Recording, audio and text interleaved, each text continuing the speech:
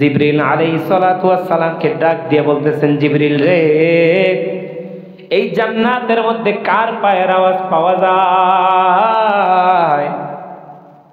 জিবরিল আলাইহিস সালাতু ওয়াস সালাম ডাক দিয়ে বলেন, এ নবী আমার, এই যে যেই পায়ের শব্দটা পাইতেছেন, এটাই জান্নাতের কোন ফেরেশতার পায়ের আওয়াজ না।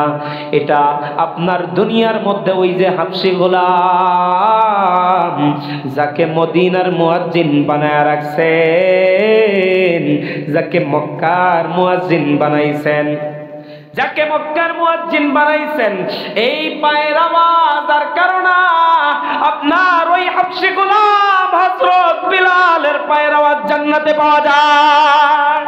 আর জোরে বলেন না সুবহানাল্লাহ।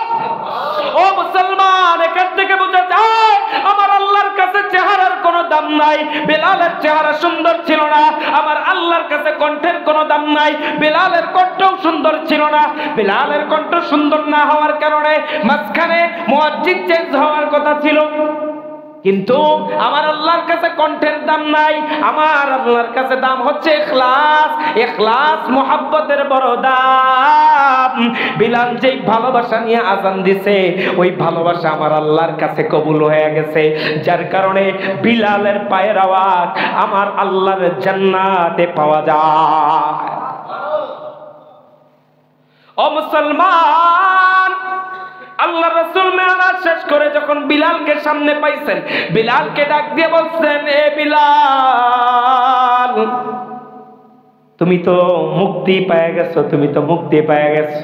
আমি মেরাজের সফরে গিয়া জান্নাতের মধ্যে তোমার পায়ের আওয়াজ শুনেছি। এ বিলালের মতো তাকওয়া অর্জন করতে হবে মুমিন। বিলাল কেমন তাকওয়াবান ছিল? উমাইয়ার গোলাম, মক্কার কাফেরদের নেতা উমাইয়া, উমাইয়ার গোলাম, কালো হাবশী গোলাম। ঘৃণায় নিন্দায় কেউ এই বিলালের দিকে তাকাইতো না পর্যন্ত। উমাইয়া ক্ষণে ক্ষণে 19 থেকে 20 হইলে বিলালের গায়ে আঘাত বিলাল সহ্য করে ফেলতো। কেমনে কেমনে জানি খবর পাইলো মায়ার নবী মক্কার মধ্যে দ্বীনের দাওয়াত প্রচার করতেছেন। কে রে মুহাম্মদ, কে রে নবী? তার নামে তো অনেক প্রশংসা শুনেছি, তিনি অনেক বিশ্বস্ত আমানতদার। যাই একটু দেখি কে এই নবী রাহমাতুল লিল আলামিন। গিয়া নবীকে দেখছে,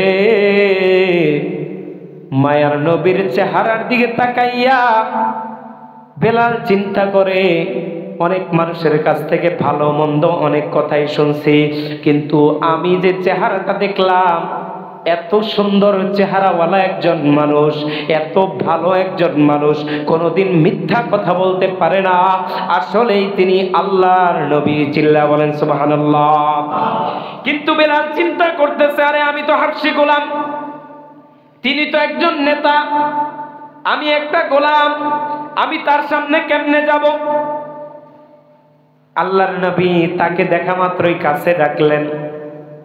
বিলাল আল্লাহর নবীর ভালোবাসায় মুগ্ধ হয়ে আল্লাহর নবীকে ডাক দিয়ে বলেন, নবী গো,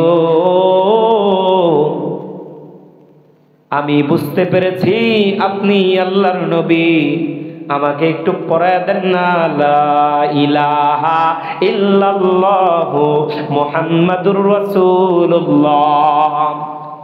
এই যে লা ইলাহা ইল্লাল্লাহর কালেমা অন্তরে ঢুকাইছে, এই বিলাল আল্লাহ কেমন ভাবে ভালোবাসছে রে ভাই! এই বিলাল আল্লাহ কেমন ভাবে ভালোবাসছে! ঈমান নিয়ে সে ওই রাখাল হইয়া উমাইয়ার ওই গরুর ঘরের মধ্যে ঢুকছে। উমাইয়া পরের দিন সকালে দেখে, কিরে কি ব্যাপার, সকাল হয়ে যায়, বিলাল দিয়ে এখনো উঠে না। উমাইয়া গিয়ে দরজা নাড়তেছে, কিরে বিলাল, আর কত ঘুমাস, এখনো দিয়ে উঠস না? দেখে বিলালের কোনো আওয়াজ নাই, বিলালের কোনো শব্দ নাই। রাগের বসে উমাইয়া দরজা ভেঙে ফেলেন। কি ব্যাপার, কি সুন্দর পরিচ্ছন্ন, সকালবেলা বিলাল এখনো উঠে নাই, এত পরিচ্ছন্ন তো থাকার কথা না। দেখে ওই রাখা ওই গরুর ঘর কত সুন্দর পরিচ্ছন্ন। কইরে বিলাল, বিলালকে ডাকে, বিলাল শোনে না। বিলালের রুমে চলে গেল।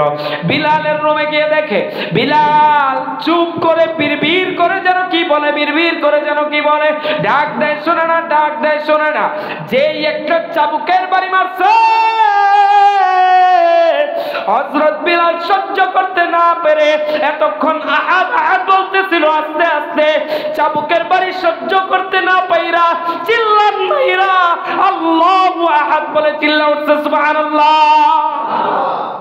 এখন মক্কার কাফের উমাইয়ার তো সহ্য হয় না, মক্কার কাফের উমাইয়ার তো সহ্য হয় না। কি ব্যাপার, যেই মুহাম্মদরে তাড়ানোর জন্য আমি ব্যস্ত, যেই মুহাম্মদকে নির্যাতন করার জন্য আমি ব্যস্ত, ওই মুহাম্মদের দাওয়াত তো দেখা যায় আমার বাড়ি পর্যন্ত পৌঁছায় গেছে।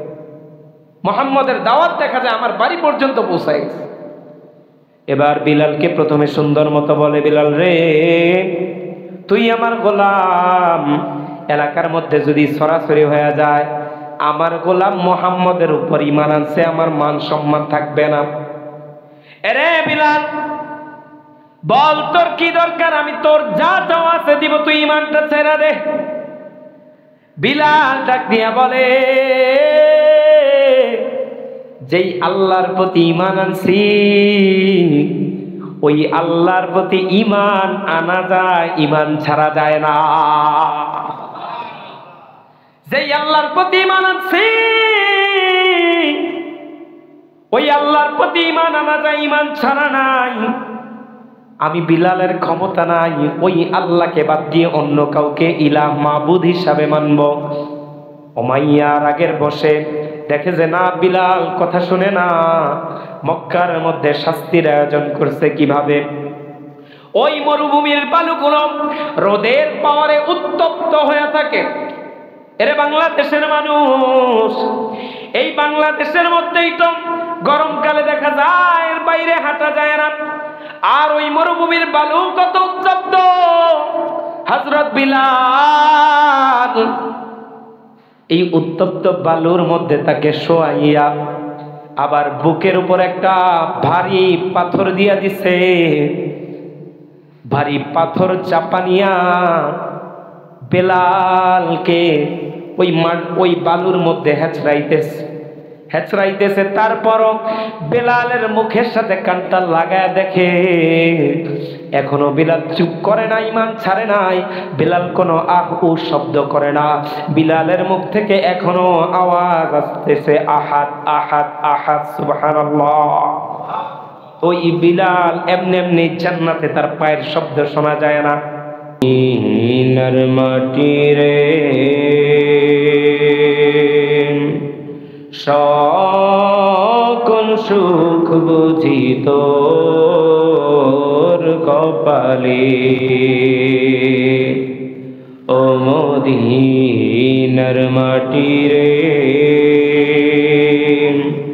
সকল সুখ বুঝি তোর কপালে, ও মদিনা রে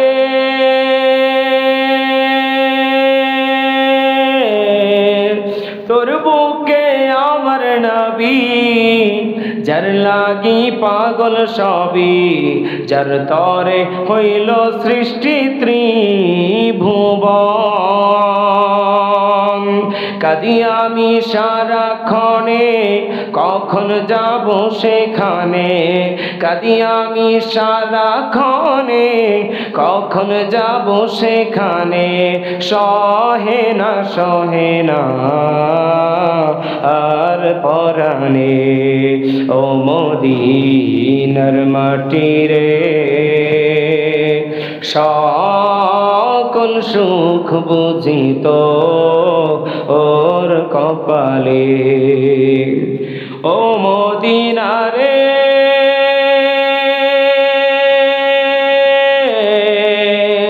পাখি যদি হতাম আমি, উড়ে উড়ে যেতাম আমি, থাকতো না মনে কোনো যাতনা। দেহে নাই পাখায় আমার, সাথে নাই টাকায় আমার, দেহে নাই পাখায় আমার, সাথে নাই টাকায় আমার, কেমনে কেমনে যাব ও সেখানে, ও মদিনার মাটি রে। সকল সুখ বুঝি তোর কপালে, ও মদিনার মাটি রে। সকল সুখ বুঝি তোর কপালে। আলহামদুলিল্লাহ, মহান আল্লাহ রাব্বুল আলামিনের দরবারে লক্ষ কোটি শুকর সুজুদ, যে আল্লাহ রাব্বুল আলামিন আপনাকে আমাকে আল্লাহ তাআলার মহান হুকুম এশার নামাজের জামাত শেষ করে কোরআন ও হাদিসের একটি মজমায় বসার, কিছু কথা বলার এবং শোনার মতো তৌফিক এনায়েত করেছেন, সেই রব্বে করিমের দরবারে ঈমানের আওয়াজকে উঁচু করে, জবানটাকে বুলন্দ করে একবার কালিমাতুশ শুকর আদায় করে বলি আলহামদুলিল্লাহ। আমরা সত্যি ভাগ্যবান, আমরা সত্যি কি ভাগ্যবান। কেন বলছি ভাগ্যবান? এই যে আমরা এশার নামাজ পড়তে পেরেছি, অত্যন্ত খুশনসিবের একটা বিষয়, খুব ভাগ্যের একটা বিষয়। কেন বলছি খুব ভাগ্যের? কারণ প্যারে নবী রাহমাতুল লিল আলামিন, সাইয়্যিদুল মুরসালিন, ইমামুল আম্বিয়া, তিনি ঘোষণা দিয়েছেন, কোন আল্লাহর বান্দা যদি, আমার কোন উম্মত যদি এশার নামাজ জামাতের সাথে আদায় করে সে নিদ্রা যাপন করে, আল্লাহ তাআলা তার আমল নামার মধ্যে অর্ধরাত্রি ইবাদত করলে যেই সওয়াব, সেই সওয়াব তার আমল নামায় আল্লাহ তাআলা লিখে দেন। আর জোরে বলেন না সুবহানাল্লাহ। তাহলে আমরা কি বড়ই ভাগ্যবান। সামান্য কয়টা মিনিট, 9 রাকাত আবশ্যকীয় নামাজ আদায় করে আধা ঘন্টা সময় আল্লাহর জন্য ব্যয় করে অর্ধরাত্রি সওয়াব পেয়ে যাচ্ছি। এই অফার, এই পেমেন্ট, এই প্রতিদান একমাত্র ওই আল্লাহ ছাড়া দুনিয়ার আর কেউ দিবেন না। কথা বলেন ঠিক কিনা? কেউ দিবেন না, কেউ দিবেন না। এত দয়া কেউ করবে না। আপনি মাসের মধ্যে 10 দিন কাজ করে সারা মাসের বেতন নিয়ে নেবেন, কেউ করবে না ভাই, কেউ করবে না। আমার মালিক এই অফার দিয়ে রাখছে, আমার মালিক এই অফার দিয়ে রাখছে। তারপরও আমরা বান্দারা গাফেল, উদাসীন, তারপরও উদাসীন, উদাসীন। ওই মালিককে চিনি নাই, মালিক দয়ার সাগর আল্লাহ। যেই ভাইরা এখনো আল্লাহ তাআলাকে রব হিসাবে মানতে পারে নাই, আল্লাহ তাআলাকে এখনো যেভাবে চেনা দরকার সেভাবে চিনতে পারে নাই, আল্লাহ তাআলা তাদেরকে রবকে চিনে রবের হুকুম পালন করার তৌফিক দান করেন। চিল্লায় বলেন আমিন। সম্মানিত হাজিরিন, আজকে আমি যে বিষয়ে আলোচনা করার জন্য বসেছি, আমি আপনাদের সামনে সূরা বনী ইসরাঈলের একদম সর্বপ্রথম আয়াত তেলাওয়াত করেছি। আল্লাহ তাআলা উক্ত সূরার মধ্যে বলেন, আমি প্রথমে সরল অনুবাদটা করে যাই। আল্লাহ তাআলা বলেন, সুবহানাল্লাযী আসরা বিআবদিহি লাইলাম মিনাল মাসজিদিল হারাম ইলাল মাসজিদিল আকসা আল্লাযী বারাকনা হাওলাহু লিনুরিয়াহু মিন আয়াতিনা। আল্লাহ তাআলা বলেন, সুবহানাল্লাযী, বরকতময় ওই সত্তা, পবিত্রময় ওই সত্তা, যিনি কি করেছেন, আল্লাযী আসরা বিআবদিহি লাইলা মিনাল মাসজিদিল হারাম ইলাল মাসজিদিল আকসা, যিনি তার বান্দাকে, তার প্রিয় বান্দাকে রাত্রি ভ্রমণ করিয়েছেন। কোত্থেকে কোথায়? আল্লাহ তাআলা বলেন মিনাল মসজিদিল হারামি ইলাল মসজিদিল আকসা, মসজিদে হারাম থেকে মসজিদে আকসা। মসজিদে আকসা কোন জায়গায়? আল্লাহ তাআলা বলেন আল্লাযী বারাকনা হাওলাহু লিনুরিয়াহু মিন আয়াতিনা। মসজিদে আকসাটা এমন একটা জায়গার মধ্যে আল্লাহ তাআলা বলেন ওই মসজিদে আকসার চারপাশে যত জায়গা আছে আমি আল্লাহ তাআলা ওই মসজিদে আকসার চারপাশের জায়গাকে বরকতময় বানায় দিয়েছে। চিল্লায়া বলেন সুবহানাল্লাহ। ওই চারপাশের জায়গাকে বরকতময় বানায় দিয়েছে। হাদিসের মধ্যে আসছে ওই মসজিদে আকসাই ছিল ইব্রাহিম আলাইহিস সালাতু ওয়াস সালাম থেকে ধারাবাহিকভাবে যত নবী আসছে সব নবীদের কেন্দ্রস্থল ছিল ওই মসজিদে আকসা। যেই মসজিদে আকসাকে আজ ইহুদি নামক জালেমরা দখল করে আছে, যেই বরকতময় ভূমিকে আজকে ইহুদি নামক জালেমরা গ্রাস করে আছে। ও মুসলমান, খেয়াল করে শোনেন, ওই জায়গাটা এমন এক জায়গা যেই জায়গার ব্যাপারে আমার আল্লাহ নিজে ঘোষণা দিলেন ওই মসজিদে আকসার আশপাশের যত জায়গা আছে আমি আল্লাহ তাআলা সমস্ত জায়গাগুলোকে বরকতময় বানিয়ে রেখেছি।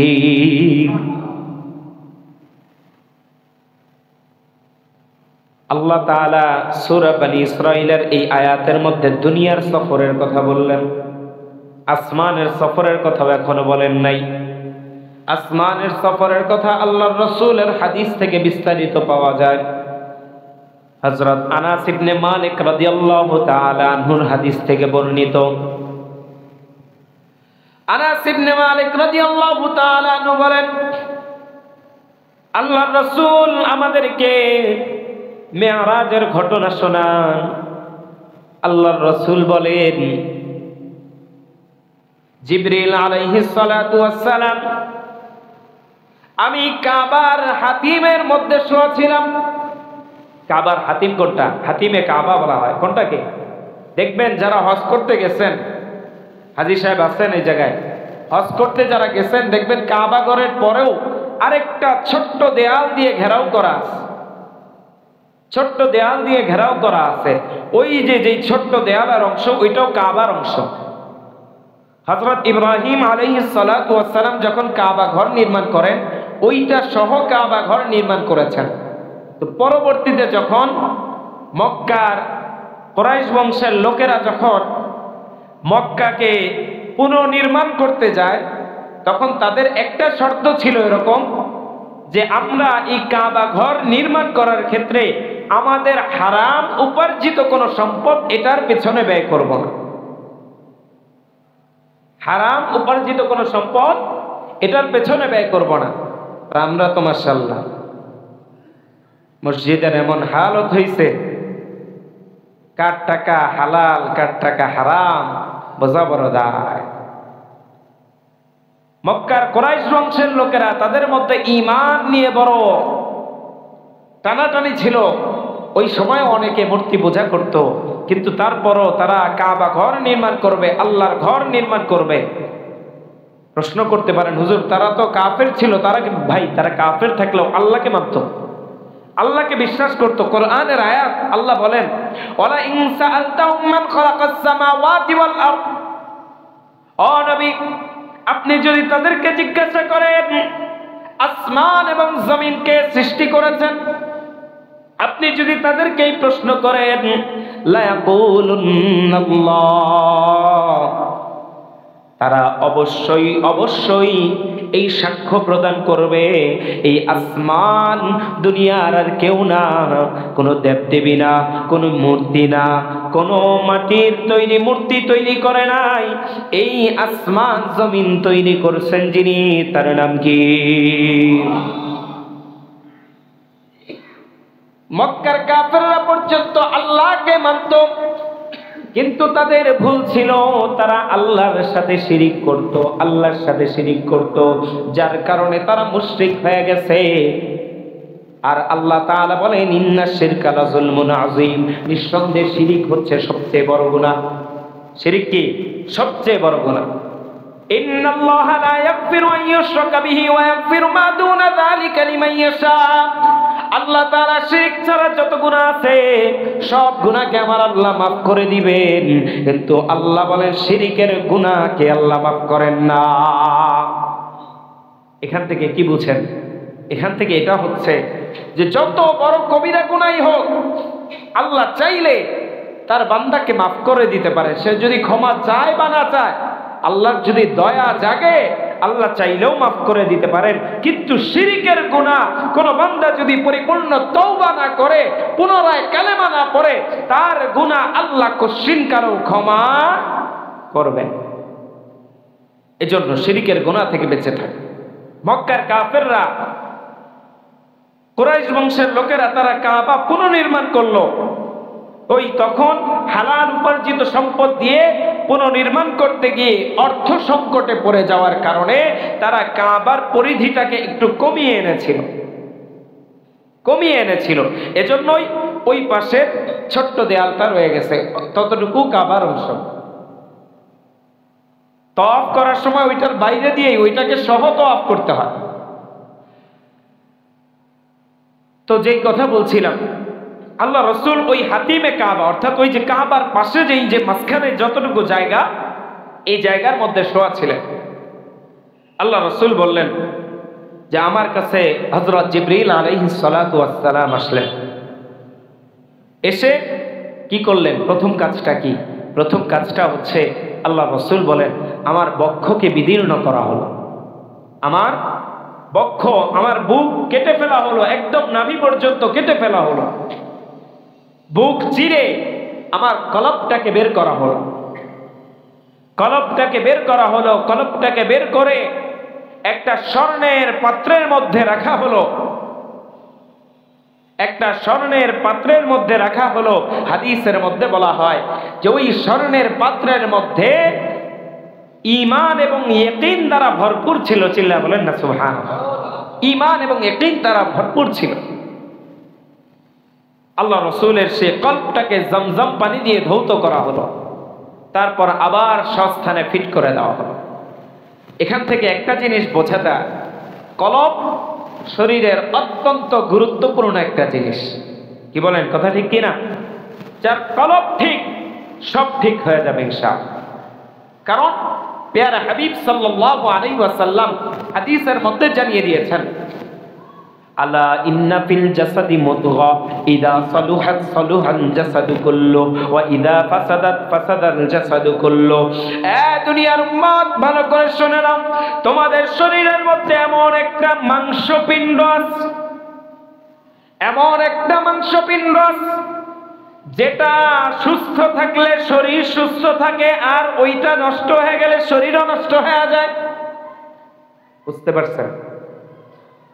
আলা ওয়াহিয়াল কলব, আলা ওয়াহিয়াল কলব। আল্লাহর রাসূল বলেন ওই জিনিসটা হচ্ছে কলব, অন্তর। যার অন্তর ঠিক তার সব ঠিক, যার অন্তরে ভেজাল তার কোনো কিছুই ঠিক না। কথা বলেন ঠিক কিনা? আল্লাহ রাসূল সাল্লাল্লাহু আলাইহি ওয়াসাল্লামের অন্তরটাকে সুন্দরভাবে ধৌত করে আবার স্বস্থানে ফিট করে দেওয়া হলো। এবার আল্লাহর রাসূল সাল্লাল্লাহু আলাইহি ওয়াসাল্লামের জার্নি শুরু হয়ে গেল। আল্লাহর রাসূল সাল্লাল্লাহু আলাইহি ওয়াসাল্লামের যাত্রা শুরু হয়ে গেল। আল্লাহর রাসূল সাল্লাল্লাহু আলাইহি ওয়াসাল্লামের বাহনের নাম হচ্ছে বুরাক। বাহনের নাম কি? আওয়াজ করে বলেন না, বাহনের নাম কি? বুরাক। বুরাক হাদিসের বর্ণনায় পাওয়া যায় এই বুরাকের বৈশিষ্ট্য কি ছিল? বুরাকটা দেখতে ছিল গাধার চাইতে বড়, কিন্তু আবার খচ্চরের চাইতে ছোট। গাধার চাইতে বড়, খচ্চরের চাইতে ছোট। এটার পাওয়ার এত বেশি ছিল, আল্লাহর রাসূল হাদিসের মধ্যে বলেন এই বুরাকের পাওয়ার এত বেশি ছিল, এর যাত্রা এত দ্রুতগামী ছিল, এই বুরাকের চোখের দৃষ্টি যত দূর পর্যন্ত যাইত, ঠিক তার পা গুলো গিয়ে সেখানে পড়তো। সুবহানাল্লাহ বলবেন। বুরাক তার দৃষ্টি যত দূর যাইত, তার এক একটা কদম এত দূর পর্যন্ত গিয়ে পড়ত। তাহলে চিন্তা করেন কি পরিমাণ পাওয়ারওয়ালা। আল্লাহ পাঠাইছেন তার বন্ধুকে নেওয়ার জন্য, তো পাওয়ারওয়ালা তো হবে, যাকে তাকে তো নিতে পাঠান নাই। আল্লাহর হাবিব, আল্লাহর সবচেয়ে প্রিয় বান্দা, সাইয়্যিদুল আম্বিয়া, খাতামুন নবিয়্যিন, যাকে শুধু মানুষের মধ্যে শ্রেষ্ঠ বানান নাই, শুধু মাখলুকের মধ্যে শ্রেষ্ঠ বানান নাই, মানুষদের মধ্যে সবচেয়ে শ্রেষ্ঠ হচ্ছে নবীগণ।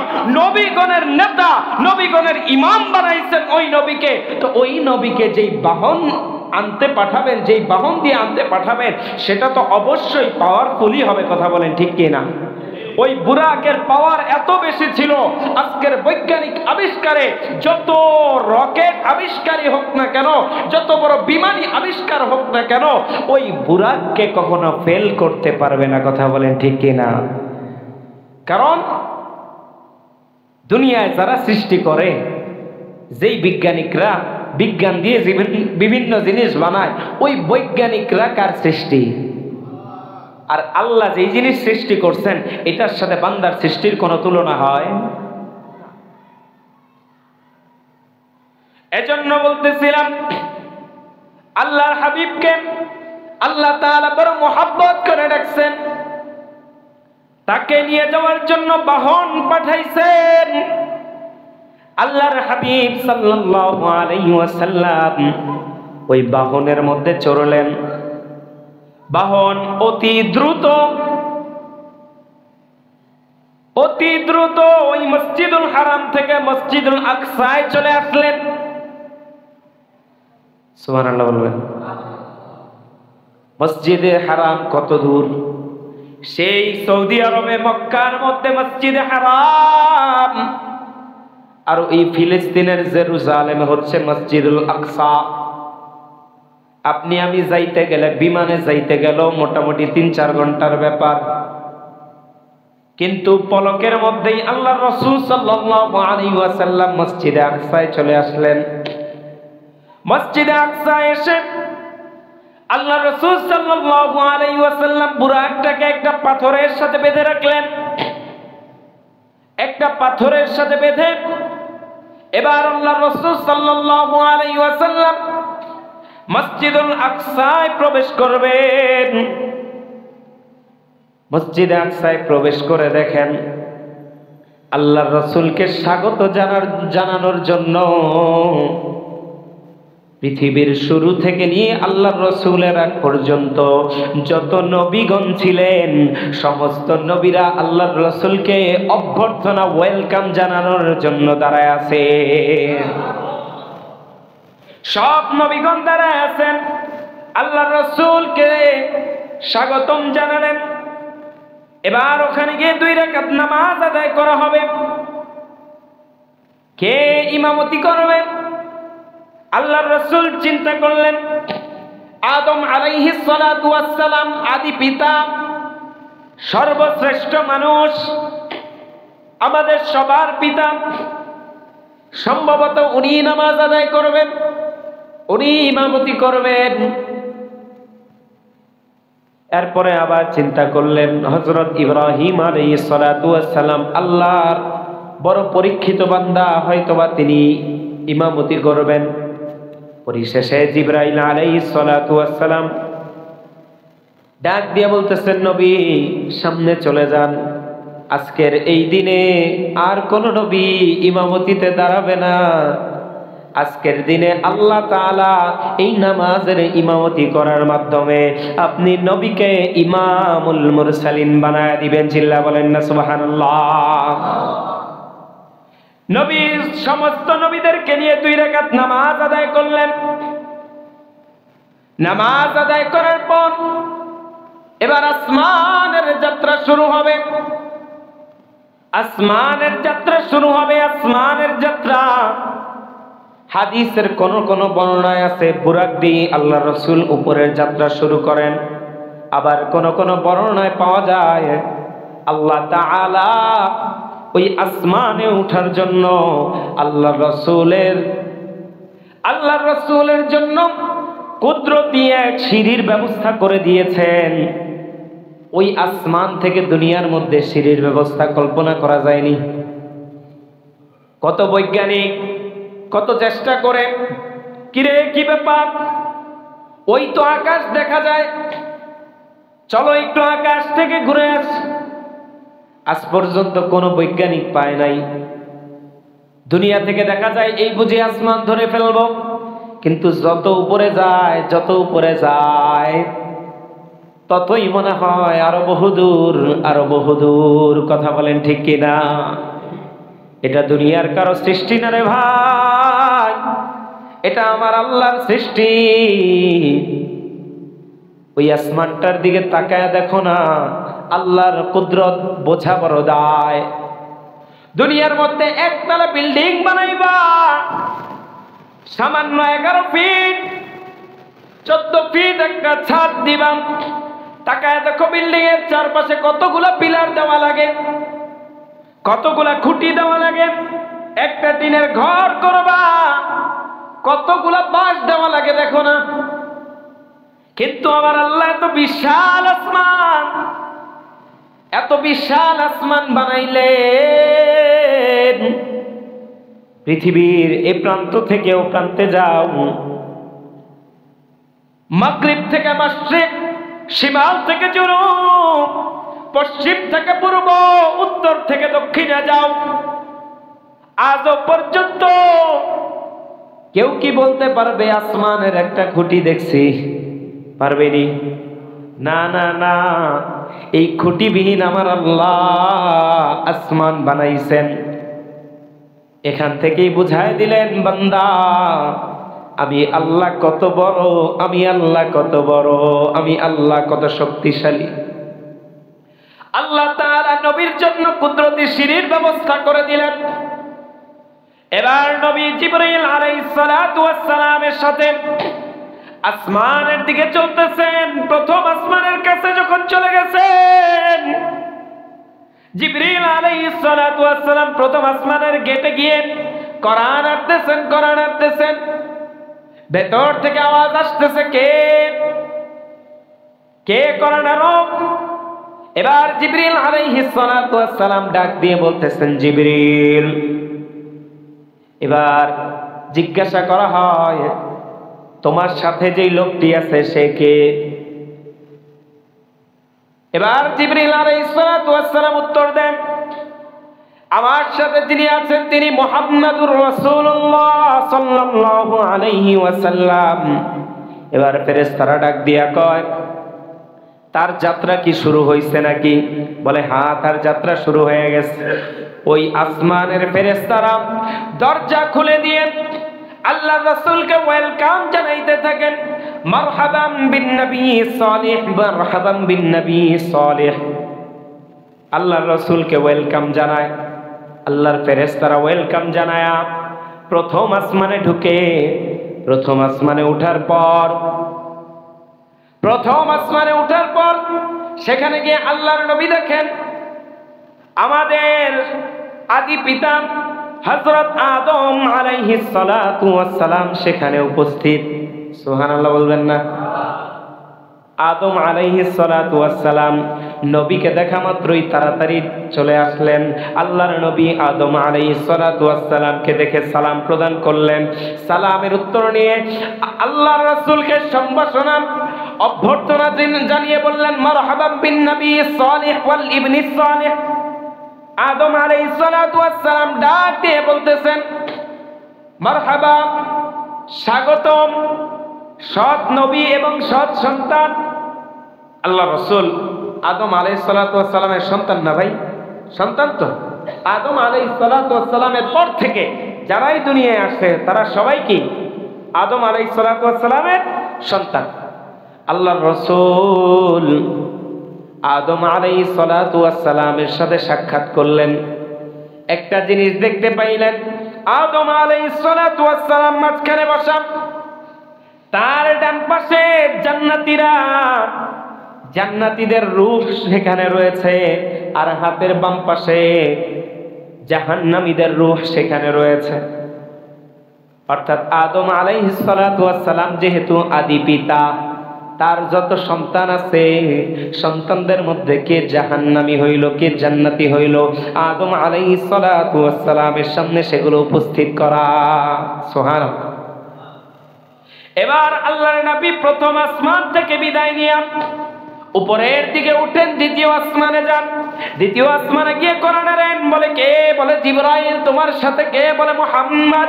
তার যাত্রা কি শুরু হয়েছে? হ্যাঁ। দ্বিতীয় আসমানে গিয়ে হযরত ইয়াহইয়া এবং ঈসা আলাইহিস সালাতু ওয়াস সালামের সাথে সাক্ষাৎ করেন। চিনেননি? ইয়াহইয়া আলাইহিস সালাতু ওয়াস সালামকে চিনেন? কার সন্তান? হযরত জাকারিয়া আলাইহিস সালাতু ওয়াস সালামের সন্তান। জাকারিয়া আলাইহিস সালাতু ওয়াস সালাম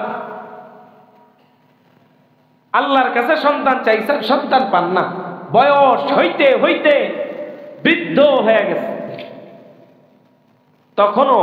তখন আল্লাহ তাআলা সুসংবাদ দিলেন, ইয়া জাকারিয়া ইন্না নুবাশশিরুকা বিগুলামিন ইসমুহু ইয়াহইয়া।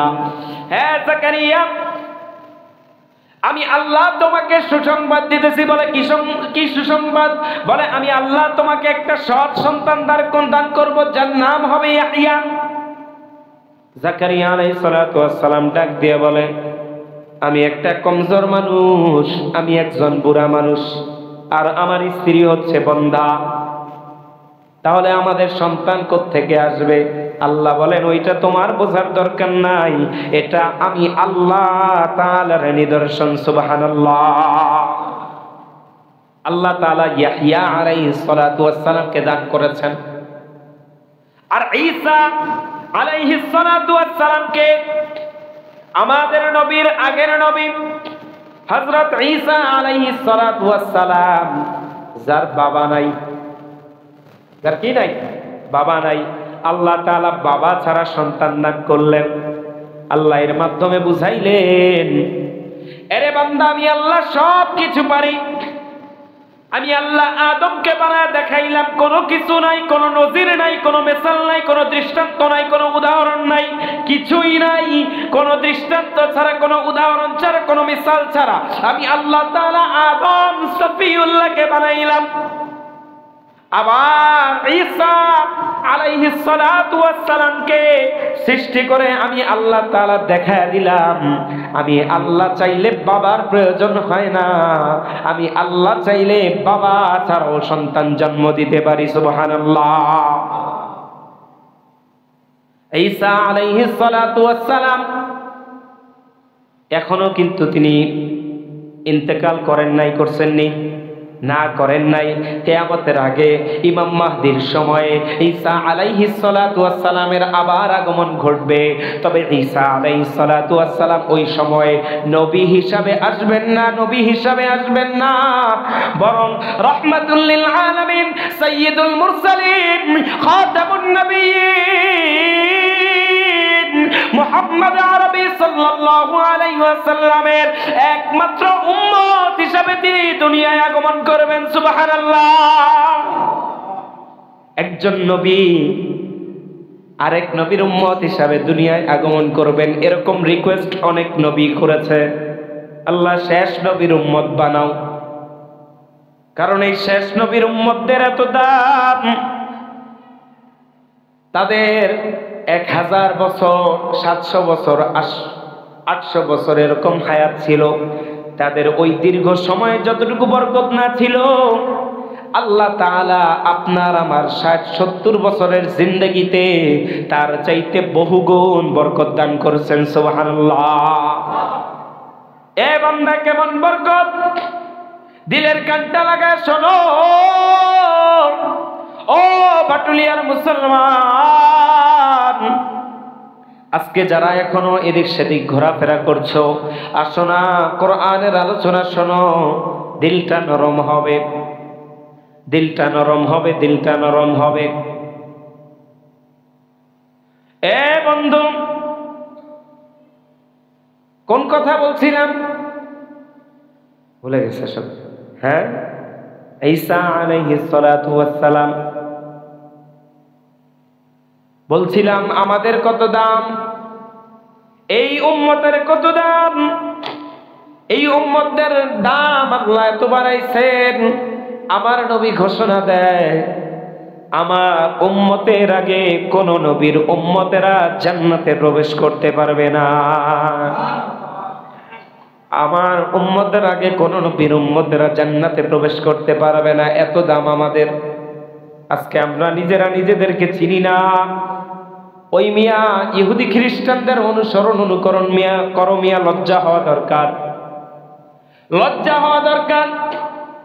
ওরা ওদের নবীকে, ওরা বলে আমরা মুসা আলাইহিস সালাতু ওয়াস সালামকে অনুসরণ করি, ওরা বলে ঈসা আলাইহিস সালাতু ওয়াস সালামকে অনুসরণ করে। কেমন অনুসরণ?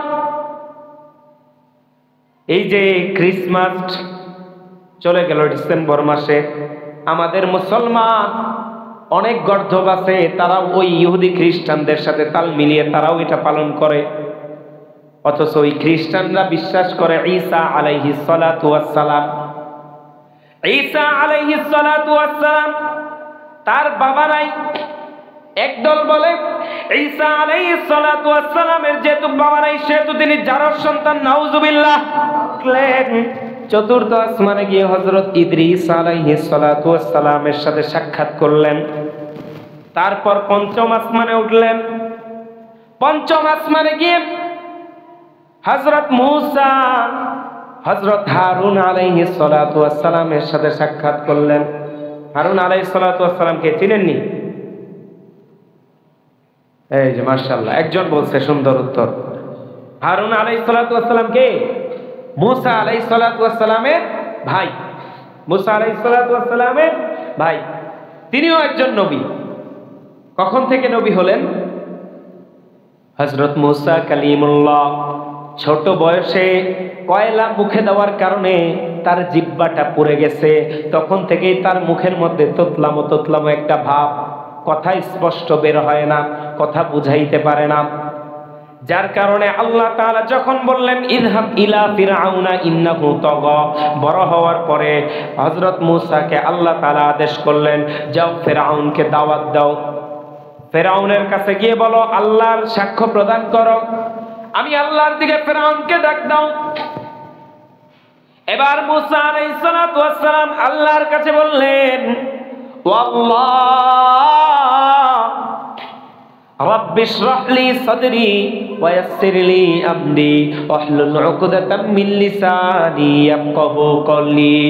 মূসা নবী আল্লাহর কাছে বললেন, আল্লাহ আমার বক্ষকে উন্মোচন করে দেন, ওয়া ইয়াসসির লি আমরি, আপনি যে বিষয়ের আদেশ আমাকে দিয়েছেন এই আদেশটা আমার জন্য সহজ করে দেন।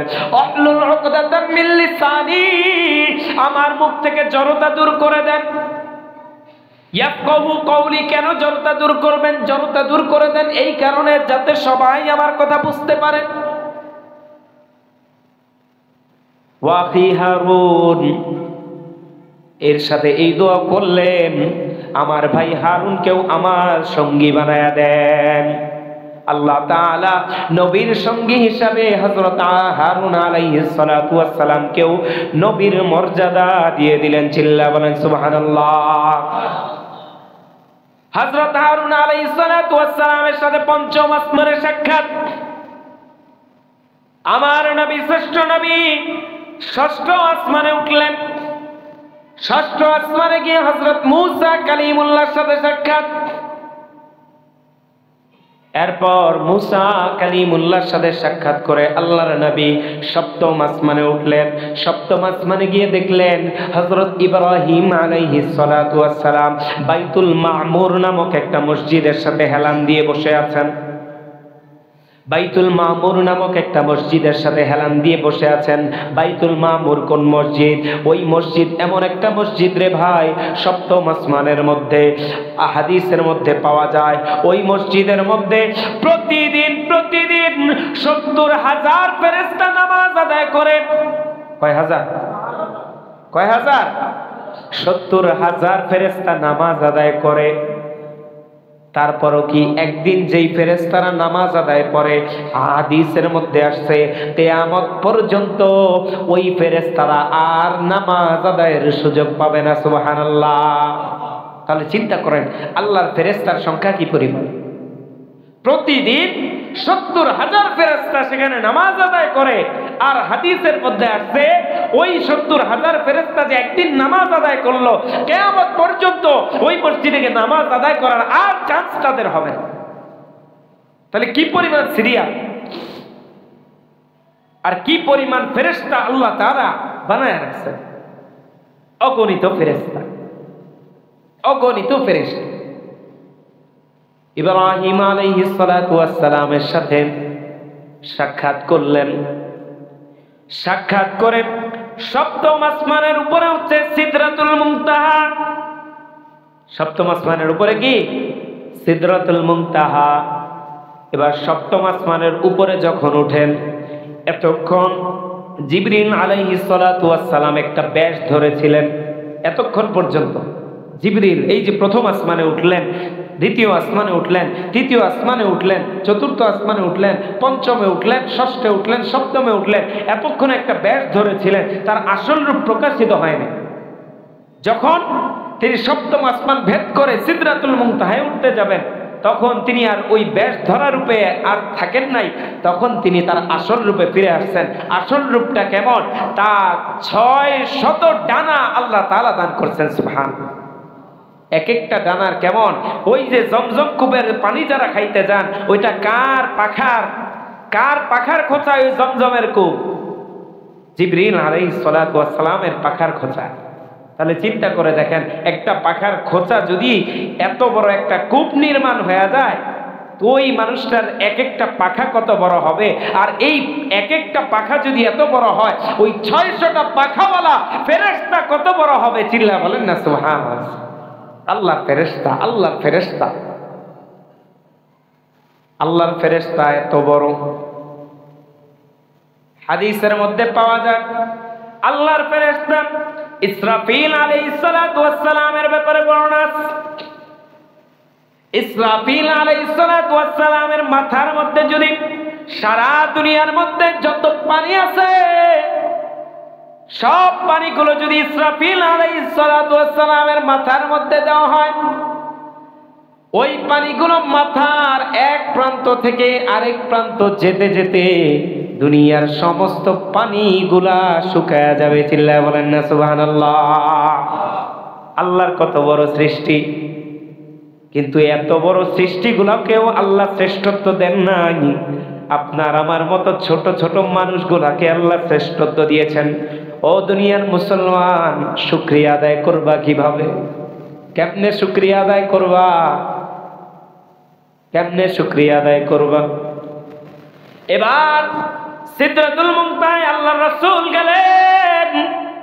ও বন্ধু, ওই সিদরাতুল মুনতাহা এমন একটা জায়গা, ওই জায়গার গাছগুলা এত বড় বড়, গাছের ফলগুলা আমাদের দেশের মটকা চিনেননি? মটকা, মটকা মটকা আগের দিনে যেটার মধ্যে চাল রাখতো অনেকে, আবার অনেকে পানি রাখতো, আছে না মটকা? গ্রাম এলাকায় এখনো আছে বিশাল বড় মটকা। আল্লাহর রাসূল বলেন ওই সিদরাতুল মুনতাহার গাছগুলার গাছের ফলগুলো এত বড় বড়, এক একটা গাছের ফল আমাদের ওই মটকার চাইতেও আরো বড়। আর জোরে বলেন না সুবহানাল্লাহ। ওই গাছের পাতাগুলো হচ্ছে হাতির কান যত বড়, এক একটা পাতা হচ্ছে হাতির কানের মতো। আল্লাহর রাসূল সিদরাতুল মুনতাহায় গেলেন। সিদরাতুল মুনতাহায় যাওয়ার পর ওখান থেকে জান্নাতে গেলেন, জান্নাত ভ্রমণ করলেন। জান্নাতের মধ্যে গিয়া দেখেন, প্রথমে ঢুকেই দেখেন কিসের জানি আওয়াজ পাওয়া যায়, কার পায়ের জানি আওয়াজ পাওয়া যায়। জিবরিল আলাইহিস সালাতু ওয়াস সালামকে ডাক দিয়ে বলতেছেন, জিবরিল রে, এই জান্নাতের মধ্যে কার পায়ের আওয়াজ পাওয়া যায়? জিবরিল আলাইহিস সালাতু ওয়াস সালাম ডাক দিয়ে বলেন, এ নবী আমার, এই যে যেই পায়ের শব্দটা পাইতেছেন, এটাই জান্নাতের কোন ফেরেশতার পায়ের আওয়াজ না। এটা আপনার দুনিয়ার মধ্যে ওই যে হাবশী গোলাম যাকে মদিনার মুয়াজ্জিন বানায় রাখছেন, যাকে মক্কার মুয়াজ্জিন বানাইছেন, যাকে মক্কার মুয়াজ্জিন বানাইছেন, এই পায়ের আওয়াজ আর কারণে আপনার ওই হাবশী গোলাম হযরত বিলালের পায়ের আওয়াজ জান্নাতে পাওয়া যায়। আরো জোরে বলেন না সুবহানাল্লাহ। ও মুসলমান, এখান থেকে বোঝা যায় আমার আল্লাহর কাছে চেহারার কোনো দাম নাই। বিলালের চেহারা সুন্দর ছিল না, আমার আল্লাহর কাছে কণ্ঠের কোনো দাম নাই। বিলালের কণ্ঠও সুন্দর ছিল না। বিলালের কণ্ঠ সুন্দর না হওয়ার কারণে মাঝখানে মুয়াজ্জিন চেঞ্জ হওয়ার কথা ছিল, কিন্তু আমার আল্লাহর কাছে কণ্ঠের দাম নাই। আমার আল্লাহর কাছে দাম হচ্ছে ইখলাস। ইখলাস মুহাব্বতের বড় দাম। বিলাল যেই ভালোবাসা নিয়ে আযান দিছে, ওই ভালোবাসা আমার আল্লাহর কাছে কবুল হয়ে গেছে, যার কারণে বিলালের পায়ের আওয়াজ আমার আল্লাহর জান্নাতে পাওয়া যায়। ও মুসলমান, আল্লাহ রাসূল মেরাজ শেষ করে যখন বিলালকে সামনে পাইছেন, বিলালকে ডাক দিয়ে বলছেন, এ বিলাল, তুমি তো মুক্তি পেয়ে গেছো, তুমি তো মুক্তি পেয়ে গেছো। আমি মেরাজের সফরে গিয়া জান্নাতের মধ্যে তোমার পায়ের আওয়াজ শুনেছি। এ বিলালের মতো তাকওয়া অর্জন করতে হবে মুমিন। বিলাল কেমন তাকওয়াবান ছিল? উমাইয়ার গোলাম, মক্কার কাফেরদের নেতা উমাইয়া, উমাইয়ার গোলাম, কালো হাবশী গোলাম। ঘৃণায় নিন্দায় কেউ এই বিলালের দিকে তাকাইতো না পর্যন্ত। উমাইয়া ক্ষণে ক্ষণে 19 থেকে 20 হইলে বিলালের গায়ে আঘাত বিলাল সহ্য করে ফেলত। কেমনে কেমনে জানি খবর পাইল মায়ার নবী মক্কার মধ্যে দ্বীনের দাওয়াত প্রচার করতেছেন। কে রে মুহাম্মদ, কে রে নবী? তার নামে তো অনেক প্রশংসা শুনেছি, তিনি অনেক বিশ্বস্ত আমানতদার। যাই একটু দেখি কে এই নবী রাহমাতুল লিল আলামিন। গিয়া নবীকে দেখছে, মায়ার নবীর চেহারার দিকে তাকাইয়া বেলাল চিন্তা করে, অনেক মানুষের কাছ থেকে ভালো মন্দ অনেক কথাই শুনছি, কিন্তু আমি যে চেহারাটা দেখলাম, এত সুন্দর চেহারাওয়ালা একজন মানুষ, এত ভালো একজন মানুষ কোনোদিন মিথ্যা কথা বলতে পারে না। আসলেই তিনি আল্লাহর নবী। চিল্লা বলেন সুবহানাল্লাহ। কিন্তু বেলাল চিন্তা করতেছে, আরে আমি তো হাবশী গোলাম, তিনি তো একজন নেতা, আমি একটা গোলাম, আমি তার সামনে কেমনে যাব? আল্লাহর নবী তাকে দেখা মাত্রই কাছে ডাকলেন। বিলাল আল্লাহর নবীর ভালোবাসায় মুগ্ধ হয়ে আল্লাহর নবীকে ডাক দিয়ে বলেন, নবী গো, আমি বুঝতে পেরেছি আপনি আল্লাহর নবী, আমাকে একটু পড়ায় দেন না, লা ইলাহা ইল্লাল্লাহু মুহাম্মাদুর রাসূলুল্লাহ। এই যে লা ইলাহা ইল্লাল্লাহর কালেমা অন্তরে ঢুকাইছে, এই বিলাল আল্লাহ কেমন ভাবে ভালোবাসছে রে ভাই। এই বিলাল আল্লাহ কেমন ভাবে ভালোবাসছে। ঈমান নিয়ে সে ওই রাখাল হইয়া উমাইয়ার ওই গরুর ঘরের মধ্যে ঢুকছে। উমাইয়া পরের দিন সকালে দেখে, কিরে কি ব্যাপার, সকাল হয়ে যায়, বিলাল দিয়ে এখনো উঠে না। উমাইয়া গিয়ে দরজা নাড়তেছে, কিরে বিলাল আর কত ঘুমাস, এখনো দিয়ে উঠস না? দেখে বিলালের কোনো আওয়াজ নাই, বিলালের কোনো শব্দ নাই। রাগের বসে উমাইয়া দরজা ভেঙে ফেলে। কি ব্যাপার, কি সুন্দর পরিচ্ছন্ন সকালবেলা, বিলাল এখনো উঠে নাই, এত পরিচ্ছন্ন তো থাকার কথা না। দেখে ওই রাখা ওই গরুর ঘর কত সুন্দর পরিচ্ছন্ন। কইরে বিলাল, বিলালকে ডাকে, বিলাল শোনে না। বিলালের রুমে চলে গেল। বিলালের রুমে গিয়ে দেখে বিলাল চুপ করে বিড়বিড় করে যেন কি বলে, বিড়বিড় করে যেন কি বলে, ডাক দেয় শোনে না, ডাক দেয় শোনে না। যেই একটা চাবুকের বাড়ি মারছে, হযরত বিলাল সহ্য করতে না পেরে এতক্ষণ আহাদ আহাদ বলতেছিল, আস্তে আস্তে চাবুকের বাড়ি সহ্য করতে না পাইরা চিল্লান মাইরা আল্লাহু আহাদ বলে চিল্লা উঠছে সুবহানাল্লাহ।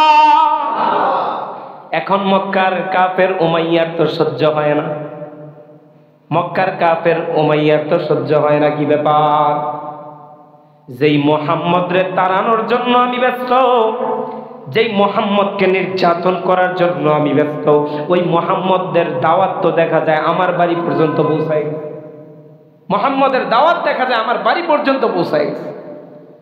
এবার বিলালকে প্রথমে সুন্দর মতো বলে, বিলাল রে, তুই আমার গোলাম, এলাকার মধ্যে যদি সরাসরি হয়ে যায় আমার গোলাম মুহাম্মদের উপর ঈমান আনছে, আমার মান সম্মান থাকবে না। এরে বিলাল, বল তোর কি দরকার, আমি তোর যা চাও আছে দিব, তুই ঈমানটা ছেড়ে দে। বিলাল ডাক দিয়া বলে, যেই আল্লাহর প্রতি ঈমান আনছি ওই আল্লাহর প্রতি ঈমান আনা যায়, ঈমান ছাড়া যায় না। যেই আল্লাহর প্রতি ঈমান আনছি ওই আল্লাহর প্রতি ঈমান আনা যায়, ঈমান ছাড়া নাই। আমি বিলালের ক্ষমতা নাই ওই আল্লাহকে বাদ দিয়ে অন্য কাউকে ইলাহ মাবুদ হিসাবে মানব। উমাইয়া রাগের বসে দেখে যে না, বিলাল কথা শুনে না, মক্কার মধ্যে শাস্তির আয়োজন করছে কিভাবে। ওই মরুভূমির বালুগুলো রোদের পাওয়ারে উত্তপ্ত হয়ে থাকে। এরে বাংলাদেশের মানুষ, এই বাংলাদেশের মধ্যেই তো গরমকালে দেখা যায় এর বাইরে হাঁটা যায় না, আর ওই মরুভূমির বালু কত উত্তপ্ত। হযরত বিলাল এই উত্তপ্ত বালুর মধ্যে তাকে শোয়াইয়া আবার বুকের উপর একটা ভারী পাথর দিয়া দিছে। ভারী পাথর চাপানিয়া বেলালকে ওই বালুর মধ্যে হেঁচড়াইতেছে। তারপরও বেলালের মুখের সাথে কানটা লাগায় দেখে এখনো বিলাল চুপ করে না, ঈমান ছাড়ে নাই। বিলাল কোনো আহ উ শব্দ করে না।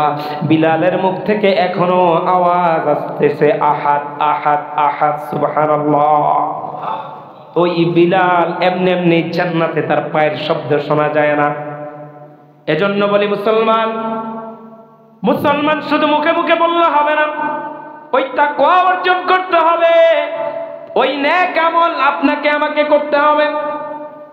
যেই কথা বলছিলাম, আল্লাহর নবী জান্নাত ভ্রমণ করলেন, এবার জাহান্নামে ভ্রমণ করলেন। আল্লাহর নবী জাহান্নাম ভ্রমণ করার সময় গিয়া দেখলেন, একটা জায়গায় গিয়া দেখলেন কিছু লোক, তাদের নখগুলো হচ্ছে তামার নখ। কিসের নখ? কথা বলেন, কিসের নখ? তামার বড় বড় নখ। এই নখগুলো দিয়ে তারা তাদের চেহারা আঁচড়াইতেছে, তারা তাদের চেহারার মধ্যে খামচি দিতেছে, রক্ত পড়তেছে, তাদের ওদিকে কোনো হুঁশ নাই। পুরো চেহারা যখন বিবর্ণ হয়ে যাইতেছে, বিশ্রী হয়ে যাইতেছে, আবার আগের মতো চেহারা হয়ে যাইতেছে, আবার তারা খামচাইতেছে।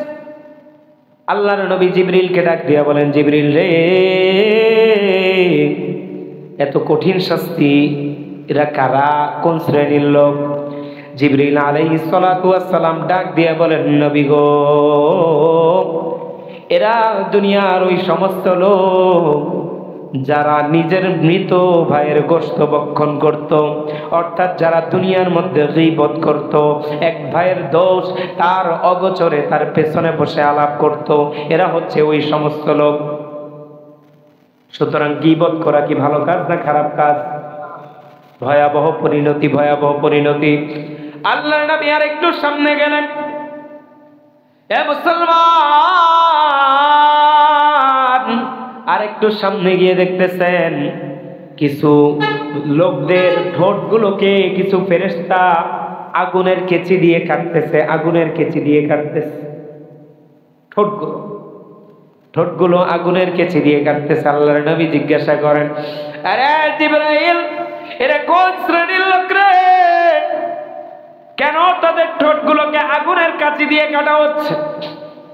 আল্লাহর নবীকে ডাক দিয়ে বলেন, জিবরিল, ও নবী আমার, এরা হচ্ছে ওই সমস্ত লোক যারা দুনিয়ার মধ্যে নিজেরা ভালো ভালো কথা বলতো, কিন্তু ওই ভালো ভালো কথা অনুযায়ী নিজেরা কখনো আমল করতো না। এই হাদিসটা যখন পড়লাম রে ভাই, অন্তরের মধ্যে একটা কম্পন চলে আসছে। আরে আমিও তো মানুষকে বয়ান করে বুঝাই, আমিও তো মানুষের সামনে কোরআনের কথা বলি, আমিও তো মানুষকে নেক আমলের উপদেশ দেই, কিন্তু আমি তো আজ পর্যন্ত কোনোটারই ঠিক মতো আমল করতে পারলাম না। ওই জাহান্নামে আমার কি অবস্থা হবে? ওই জাহান্নামে আমার কি অবস্থা হবে? আল্লাহর নবী আবার আরো সামনে গেলেন। আল্লাহর নবী আরো সামনে গিয়ে দেখতেছেন একটা রক্তের নদী। কিসের নদী? একটা রক্তের নদীর মধ্যে একটা লোক সাঁতার কাটতেছে। ওই নদীর পাড়ে দাঁড়ানো আরেকটা ব্যক্তি দাঁড়ায় আছে, তার হাতের মধ্যে কতগুলা পাথর। তার হাতের মধ্যে কি? কতগুলা পাথর নিয়ে দাঁড়ায় আছে। ওই লোকটা রক্তের নদীতে সাঁতার কেটে কেটে পাড়ে আসতেছে, আর ওই পাড়ের লোকটা তার মুখের মধ্যে একটা করে পাথর ঢুকায় দিতেছে। ওই পাথরগুলা নিয়ে আবার সে সাঁতার কাটতেছে, আবার আসতেছে, এভাবে তার মুখের মধ্যে আবার পাথর ঢুকায় দিতেছে। আল্লাহর নবী ডাক দিয়ে বলেন, এ জিবরিল, কি অবস্থা? এই পাথর এত শক্ত একটা জিনিস তার মুখের মধ্যে দিয়ে দেওয়া হচ্ছে, এটা কোন ধরনের লোক? আল্লাহর নবী ডাক দিয়ে বলেন, জিবরিল আল্লাহর নবীকে বলেন, ও নবী আমার, এরা হচ্ছে ওই সমস্ত লোক যারা দুনিয়ার মধ্যে আল্লাহর নিষেধ অমান্য করে তারা সুদের লেনদেন করেছে। দুনিয়ার মধ্যে আল্লাহর নিয়ম, আল্লাহর নিষেধ অমান্য করে যারা সুদি লেনদেন করেছে। এবার যারা সুদ খায় তারা একটু চিন্তা করে দেখেন, সুদ কি আর একটু বেশি করে খাইবেন না কমায় খাইবেন? মুসলমান, এই একটা মাত্র গুনার ক্ষেত্রে আল্লাহ তাআলা আপনার আমার ক্ষেত্রে যুদ্ধের ঘোষণা করে দিয়েছেন। যুদ্ধের ঘোষণা করে দিয়েছেন, সাবধান হয়ে যান। আল্লাহ তাআলা বলেন, ওয়াদারু মা বাকিয়া মিনার রিবা ইন কুনতুম মুমিনিন ফাইন লাম তাফআলু ফাযযারু বিহারবিন মিনাল্লাহি ওয়া রাসূলি। ও দুনিয়ার মানুষ, সুদ ছেড়ে দাও, যদি ছাড়তে না পারো তাইলে আল্লাহর সাথে যুদ্ধের ঘোষণা করো। এ মুসলমান, কে কে আছেন এখানে আল্লাহর সাথে যুদ্ধ করতে পারবেন? পারবেননি? ক্ষমতা আছে? আমেরিকার প্রেসিডেন্ট পারবে? পারবেনি? ডোনাল্ড ট্রাম্প পারবে? জো বাইডেন পারবে? কারো ক্ষমতা নাই, কারণ দুনিয়ার মানুষের ক্ষমতা যেখানে শেষ, আমার আল্লাহর ক্ষমতা সেখান থেকে শুরু। ঠিক না?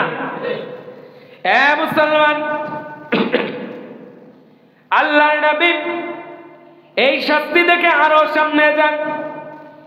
এরকম শাস্তি দেখে আর দরদর করে আল্লাহর নবীর চোখ থেকে পানি পড়তে থাকে। তিনি চিন্তা করেন, আহারে, আমার উম্মতেরা এত কঠিন শাস্তি কেমনে সহ্য করবে, কেমনে সহ্য করবে? মায়ার নবী তো, মায়ার নবী। আপনি আমি না হয় মায়ার নবীকে ভালোবাসতে পারি না। ও মুসলমান, শেষ দিন পর্যন্ত আপনাকে আমাকে ভালোবেসেছেন, কিয়ামত পর্যন্ত ভালোবেসে যাবেন। আপনাকে আমাকে জান্নাতে প্রবেশ করানোর আগ পর্যন্ত মায়ার নবীর চোখের পানি বন্ধ হবে না। চিল্লা বলেন সুবহানাল্লাহ। বন্ধ হবে না, বন্ধ হবে। সব নবী যখন নফসি নফসি করবে, নফসি নফসি করে আল্লাহর কাছে কান্না করবে, ওই সময়ে আপনার আমার প্রিয় নবী নফসি নফসি করে কান্না করবেন না। ওই সময় সেজদায় পড়ে আল্লাহর কাছে ডাক দিয়ে বলবেন, রব্বি হাবলি উম্মতি, আয় আল্লাহ আমার উম্মতের দায়িত্ব আমার কাছে দিয়ে দাও, আমার উম্মতকে জাহান্নাম থেকে বাঁচাও, আমার উম্মতকে জান্নাতি বানায় দাও। চিল্লা বলেন না সুবহানাল্লাহ। আল্লাহর নবী আরো সামনে যান, এবার সামনে গিয়ে দেখতেছে একটা গর্তের মতো, আমাদের দেশে তন্দুর রুটি বানায় না, তন্দুর রুটির যে চুলাগুলা একটা গর্তের মতো না? আল্লাহর নবী এমনি তো দেখা যায় না ওই গর্ত, তন্দুর রুটির যেই চুলা, উকি না মারলে চুলার মধ্যে কি আছে সেটা তো দেখা যায় না। দেখা যায়? দেখা যায়। তো এই চুলার মতোই একটা জাহান্নামের গর্ত। আল্লাহর নবী ওই চুলার মধ্যে উকি দিয়া দেখতেছেন যে কারা এখানে আছে। গিয়ে দেখেন ওখানে কিছু বিবস্ত্র উলঙ্গ পুরুষ আর নারী সেখানে, সে আগুনের মধ্যে। তন্দুর এই চুলার মধ্যে যেভাবে আগুনটা নিচ থেকে উঠে রুটিকে পুরাইতে থাকে, আল্লাহ রাসূল দেখলেন যে ওই উলঙ্গ বিবস্ত্র পুরুষ এবং নারীগুলোকে নিচ থেকে আগুনের লেলিহান তাপ উঠে তাদেরকে পুরাইতেছে। আল্লাহ রাসূল জিবরিলকে ডাক দিয়া বলেন, ও জিবরিল, এই সমস্ত মানুষগুলা কারারে, যাদেরকে এত কঠিন শাস্তি দেওয়া হচ্ছে? এবার জিবরিল ডাক দিয়া বলেন, ও নবী, এই মানুষগুলা হচ্ছে যারা দুনিয়ার মধ্যে ব্যভিচারে লিপ্ত ছিল, যারা দুনিয়ার মধ্যে জিনার গুনাহ করেছে। এরকম আরো অনেকগুলা শাস্তি আল্লাহ রাসূল দেখলেন। বিস্তারিত আলোচনা সেদিকে যাব না। আল্লাহ রাসূল সাল্লাল্লাহু আলাইহি ওয়াসাল্লাম জান্নাত জাহান্নাম ভ্রমণ করলেন। আল্লাহর মহব্বতের মানুষ আল্লাহর সাথে সাক্ষাৎ করলেন, আল্লাহর সাথে সাক্ষাৎ করলেন, আল্লাহর সাথে অনেক আলাপচারিতা হলো। আলাপচারিতা হওয়ার পর এবার আল্লাহর কাছ থেকে ফেরত আসবেন নবী। শেষ, কথাবার্তা শেষ, এবার ফেরত চলে আসবেন। এবার আপনাদেরকে একটা উদাহরণ দেই। ধরেন আপনার যারা বাবা আছেন এখানে, মেয়ের বাড়িতে বেড়াইতে গেছেন। কোথায় বেড়াইতে গেছেন? মেয়ের বাড়িতে বেড়াইতে গেছেন। বাবা গেছেন মেয়ের বাড়িতে। দেখবেন ফিরে আসার সময় বাবা মেয়ে আপনাকে একটা কিছু ধরায় দিবে, বাবা এটা বাসায় নিয়ে যাও খায়ো, এটা বাসায় নিয়ে যাও খায়ো। বলে কি বলে না? বলে। মহব্বতের বন্ধুর বাসায় গেছেন, ফিরে আসার সময় দেখবেন একটা কিছু ধরায় দিবে, ভাই এটা বাসায় নিয়ে যা, খাইস, তোদের বাড়ির মানুষকে দিস। বলে কি বলে না?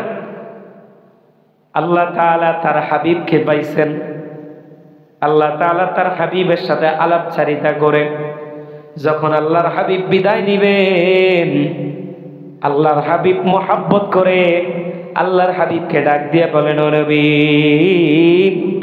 আপনাকে আমি একটা গিফট দিতে চাই, একটা উপহার দিতে চাই, একটা হাদিয়া দিতে চাই। বলে কি হাদিয়া? বলে আমি আপনার জন্য, আপনার উম্মতের জন্য উপহার হিসাবে, হাদিয়া হিসাবে, গিফট হিসাবে 50 ওয়াক্ত নামাজ আমি দিতে চাই। চিল্লা বলেন না সুবহানাল্লাহ। আল্লাহর নবী তো মহা খুশি, আল্লাহ আমাকে গিফট দিবেন। আল্লাহর নবী খুশিতে বাস নিয়ে চলে আসছেন, ওই গিফট নিয়ে নিছেন।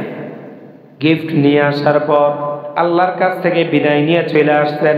ধাপে ধাপে ইব্রাহিম খলিলুল্লাহ আলাইহিস সালাতু ওয়াস সালামের কাছ থেকে বিদায় নিলেন। ইব্রাহিম খলিল আলাইহিস সালাতু ওয়াস সালাম বিদায়ের সময় আমাদের নবী, শ্রেষ্ঠ নবী মুহাম্মদুর রাসূলুল্লাহ সাল্লাল্লাহু আলাইহি ওয়াসাল্লামকে ডাক দিয়ে বলেন, ও নবী, আপনার উম্মতকে বলবেন একটা আমল করতে। আমলটা কি?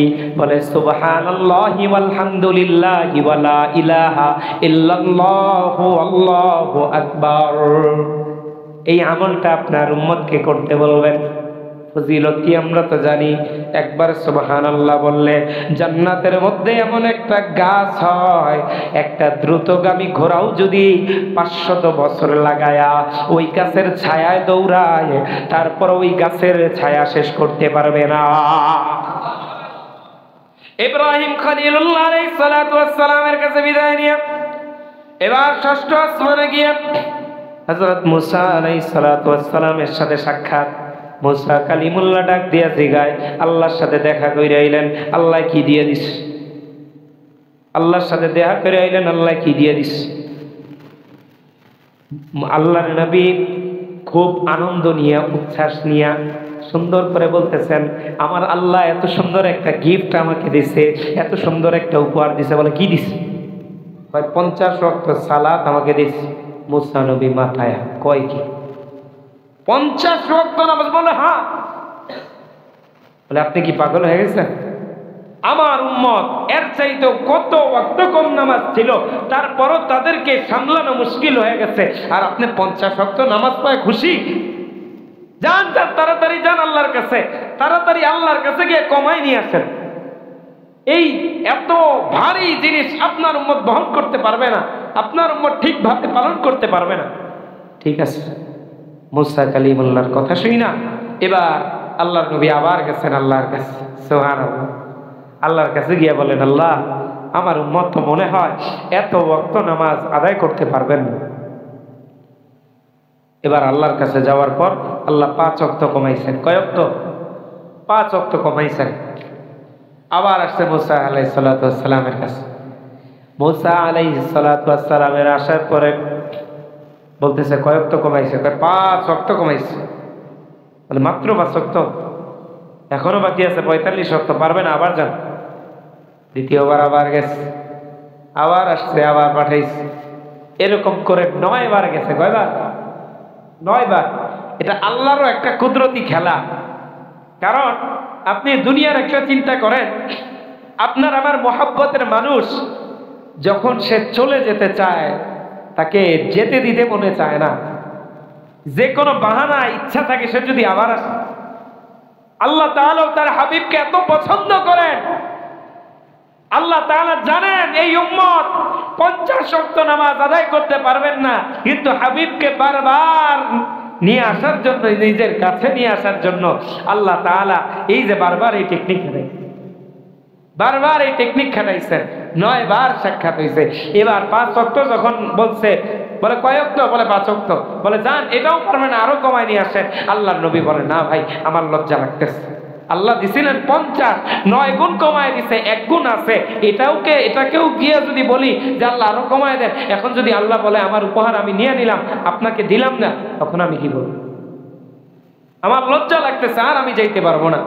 তো আল্লাহর নবী এটা নিয়েই ফিরে আসলেন, কিন্তু আল্লাহ তাআলা নিজের কথায় কোনো পরিবর্তন করেন না। আল্লাহ তাআলা বলেন, এ দুনিয়ার মানুষ ভালো করে শুনে নাও, আমি আল্লাহ কথা যেটা একবার বলি সেটার মধ্যে কোনো পরিবর্তন হয় না। আমি আল্লাহ তোমাদের উপর 50 ওয়াক্ত নির্ধারণ করেছি। আমি আল্লাহ তাআলা 50 ওয়াক্তই নির্ধারিত রেখেছি, কিন্তু কার্যক্রমের বেলা আমি আমার বান্দাদের থেকে কষ্ট লাঘব করার জন্য 45 ওয়াক্ত কমায় দিয়েছি। কিন্তু কোন বান্দা যদি এই 5 ওয়াক্ত নামাজ সময় মতো জামাতের সাথে আদায় করে, আমি আল্লাহ তাআলা ওই 50 ওয়াক্ত নামাজের সওয়াব তার আমলনামায় লিখে দিব। আরো জোরে বলেন না সুবহানাল্লাহ। আল্লাহর নবী বড় মুহাব্বত করে নামাজটা নিয়ে আসছেন। এবার আল্লাহর নবী মক্কায় আবার ফিরে আসলেন। সর্বপ্রথম যেই লোকটার সাথে দেখা হয়েছে তার নাম হচ্ছে আবু জাহেল। তার নাম কি? আবু জাহেল। আবু জাহেল জিজ্ঞাসা করে, কি ব্যাপার মুহাম্মদ, তোমাকে একটু খুশি খুশি লাগতেছে, আজকে কি নতুন কিছু করছেন? বলে হ্যাঁ। বলে কি করছে? বলে যে আজকের রাতে আমি মসজিদুল হারাম থেকে মসজিদুল আকসায় সফর করছি। আবু জাহেল মানে প্রকাশ্যে কিছুই বলে না, মনে মনে কইতাছে, এরে আসলেই পাগলে ধরছে। এতদিন ভাবতাম সে জাদুকর, সে কবি, এই বলে অপবাদ দিছি। এখন একটা পয়েন্ট পাওয়া গেছে যে পাগল হয়ে গেছে, আস্থা পাগল, এটার প্রমাণ মানুষের সামনে দেওয়া যায়। এটা চিন্তা করে সে ডাক দিয়ে বলতেছে, আচ্ছা আমি যদি মানুষ জমায়েত করি, মানুষ একত্রিত করি, আমার সামনে যে কথাটা বললা এই কথা কি তাদের সামনেও বলবা? বলে হ্যাঁ বলবো। বলে আচ্ছা ঠিক আছে। এবার সে ওখান থেকে একটা চিল্লান মারছে, এই অমুক গোত্রের লোক, অমুক গোত্রের লোক, আসো মুহাম্মদ কি যেন বলে। এবার আসছে, আসার পর বলে কি যেন বলতেছিলাম, বলে আজকের রাতে আমি সফর করছি। বলে কোত্থেকে কোথায়, কোথায় সফর করছো? বলে বাইতুল মুকাদ্দাস। বলে বাইতুল মুকাদ্দাসে তুমি একদিনে সফর করে আবার তুমি মক্কায় চলে আসছো সকাল হওয়ার আগে? বলে তুমি তো আসলেই পাগল হয়ে গেছো। কুরাইশ বংশের যারা অনেকে আল্লাহর নবীর প্রতি ঈমান আনছিল, এই কথা শুনে তাদেরও ঈমান ছেড়ে দেওয়া একটা ভাব, তাদের ঈমান ছেড়ে দিবে একটা ভাব। এবার ওই মক্কার কাফেররা আল্লাহ রাসূলকে আরো নিম্ন নিকৃষ্ট এটা বোঝানোর জন্য প্রশ্ন করতেছে, আচ্ছা তুমি যে বাইতুল মুকাদ্দাস ঘুরে আসলা, নিশ্চয়ই তো সেখানে কয়টা দরজা আছে, কয়টা জানালা আছে, এটা তো তুমি অবশ্যই দেখছো। কিন্তু আল্লাহ রাসূল যে ওখানে গেছেন, এটা দেখার কি সময় ছিল? এ ভাই, ধরেন আপনাকে কোনো একটা এলাকায় কোনো একটা ইনডোর প্রোগ্রামের মধ্যে আপনাকে প্রধান গেস্ট হিসাবে ওখানে নেওয়া হলো। এখন কি আপনি ওখানে যাওয়ার পর কয়টা দরজা আছে, কয়টা জানালা আছে, এগুলো দেখবেন? কেউ এগুলো দেখার সময় আছে? তা আল্লাহর রাসূলকে ওই মসজিদুল আকসায় নেওয়া হয়েছে ইমামুল মুরসালিন হিসাবে, সমস্ত নবীদের নেতা হিসাবে। তা আল্লাহ রাসূলের কি ওখানে গিয়ে এগুনা টাইম আছে? এখন তারপরও যেহেতু এই জিনিসটা জিজ্ঞাসাই করে ফেলছে, আল্লাহর নবী তো আর জানেন না, আল্লাহর নবী আল্লাহর কাছে নিজেকে হাওয়ালা করে দিলেন। আল্লাহ তাআলা জিবরিলকে ডাক দিয়ে বলতেছে, জিবরিল রে, ওরা আমার নবীর মান সম্মান কমাইতে চায়, কিন্তু আমি আমার হাবিবকে তো মান সম্মান কমাইতে দিব না, আমার হাবিবের মান সম্মান কমতে দিব না। কারণ আমি আল্লাহই বলেছি, ওয়ারাফা'না লাকা যিকরাক, ও নবী আপনার নামের উচ্চারণকে আমি আল্লাহ উচ্চ মর্যাদায় উন্নীত করেছি। চিল্লায়া বলেন না সুবহানাল্লাহ। আল্লাহ তাআলা ডাক দিয়ে বলতেছেন, জিবরিল যা যা যা, মক্কার কাফেররা আমার রাসূলকে হেনস্থা অপদস্থ করতে চাইতেছে, তাড়াতাড়ি যা ওই মসজিদুল আকসাটাকে ওই জায়গা থেকে তুলে আমার আল্লাহর হাবিবের সামনে তুইলা ধর। আমার আল্লাহর হাবিব যাতে দেখে দেখে দরজা গুনে গুনে তাদের উত্তর দিতে পারে। চিল্লায়া বলেন না সুবহানাল্লাহ। আল্লাহর হাবিবের সামনে ওই মসজিদুল আকসা তুলে ধরা হয়েছে। আল্লাহর হাবিব একটা করে দরজা গুনতেছে, একটা করে জানালা গুনতেছে, আর সুন্দর করে বলতেছে, উত্তর পাশে এতটা জানালা, পশ্চিমের পূর্ব পাশে এতটা জানালা, এই কয়টা দরজা সব বলে দিতেছে। মক্কার কাফেররা অবাক, যা বলতেছে সব ঠিক, কি ব্যাপার, কেমনে কি সম্ভব, কেমনে কি? তারপরও তারা বিশ্বাস করে না, ওই মজলিস ছেড়ে উঠে গেছে। উঠে গিয়ে এক কাফের গিয়ে আবু বকরকে ধরছে। আবু বকরকে ডাক দিয়ে বলতেছে, আবু বকর, মুহাম্মদ যে পাগল হয়েছে শুনছনি? বলে কি বলেন? বলে মুহাম্মদ এমন কথা বলা শুরু করছে যা বিশ্বাস করার মতো না। বলে কি বলছে? বলে মুহাম্মদ নাকি এক রাতের মধ্যে এই কাবা থেকে ঘুরে মসজিদুল হারাম থেকে সে মসজিদুল আকসায় গেছে, আবার একই রাতের মধ্যে মসজিদুল আকসা থেকে আবার মসজিদে হারামে ফিরে আসছে। আবু বকর ডাক দেয়, এটা কি আমার নবী বলছে? একটা প্রশ্ন করছে। কয়টা প্রশ্ন? বলে এটা কি আসলেই নবী বলছে? বলে হ্যাঁ, সেই তো বললো, আমরা সবাই শুনছি। আবু বকর ডাক দিয়া বলে, আল্লাহর নবী যেহেতু বলছে, এই কথা কখনো মিথ্যা হতে পারে না, উনি কখনো মিথ্যা কথা বলেন না, উনি যা বলছেন এটা অবশ্যই অবশ্যই আমি বিশ্বাস করেছি। আর জোরে বলেন না সুবহানাল্লাহ। এজন্য আবু বকর রাদিয়াল্লাহু তাআলা আনহুকে এই মেরাজের ঘটনা বিশ্বাস করার কারণে আবু বকর নামের সাথে উপাধি দেওয়া হয়েছে সিদ্দিক আকবর। চিল্লায়া বলেন না সুবহানাল্লাহ। প্রিয় বন্ধু আমার, এই ছিল মেরাজের ঘটনা। মোটামুটি বিস্তারিত আকারে বলতে পারি নাই, তারপরে বললাম এই মেরাজের আলোচনা থেকে আমরা কি বুঝতে পারলাম।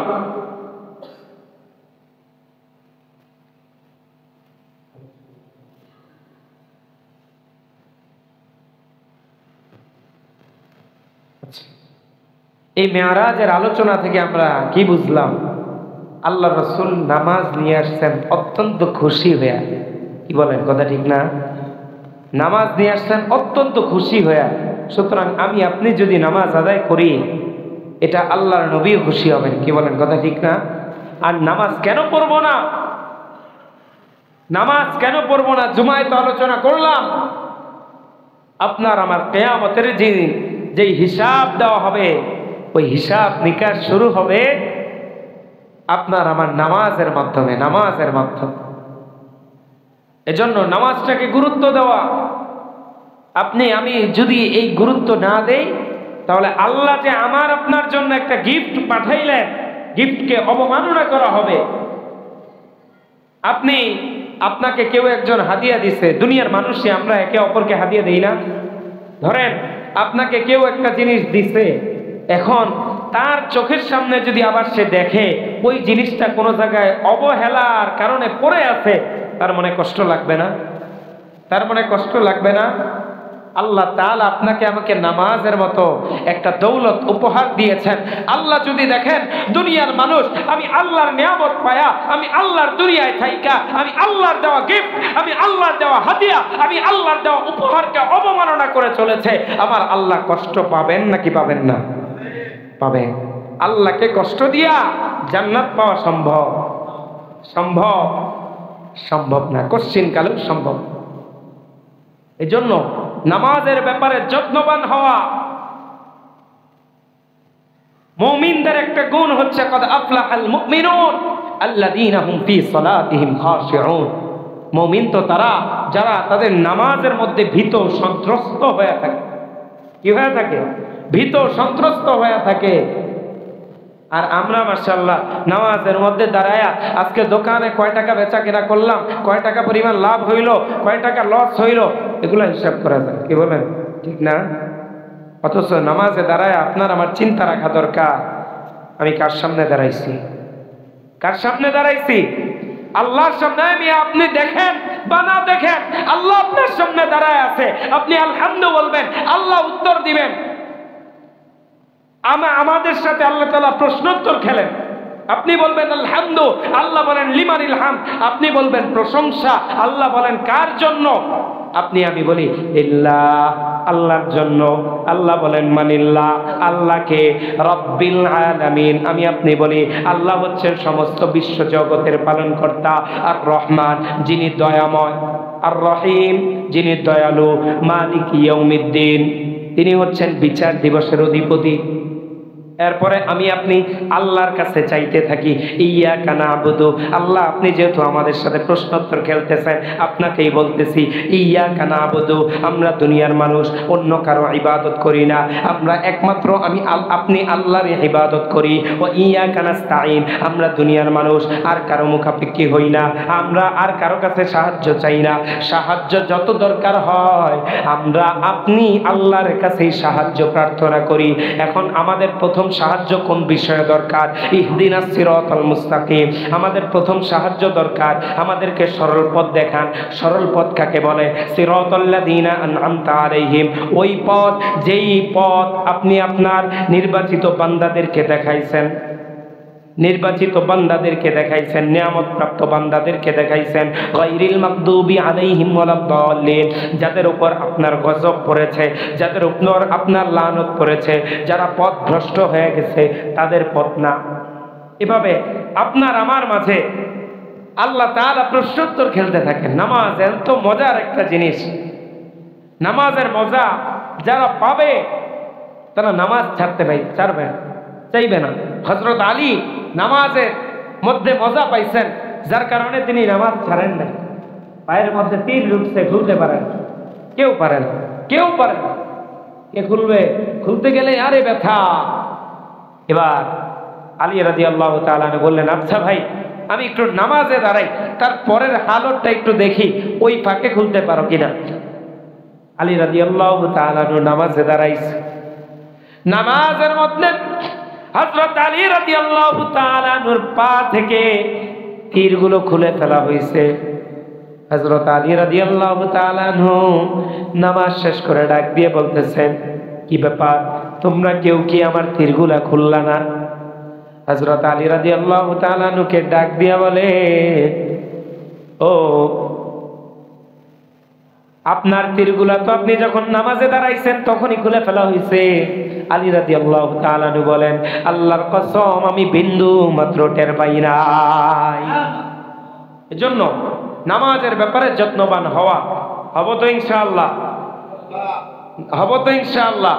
নামাজ যদি আপনার আমার ঠিক হয়ে যায়, আমাদের সবকিছু ঠিক হয়ে যাবে ইনশাআল্লাহ। আর যদি নামাজের ব্যাপারে অবহেলা করি, কোনো কিছুই ঠিক হবে না, কোনো কিছুই ঠিক থাকবে না। যে কথাগুলো বললাম এবং শুনলাম, আল্লাহ রাব্বুল ইজ্জত যুল জালাল আপনাকে আমাকে সে অনুযায়ী আমল করার তৌফিক দান করেন। সকলে বলি আমিন। এখন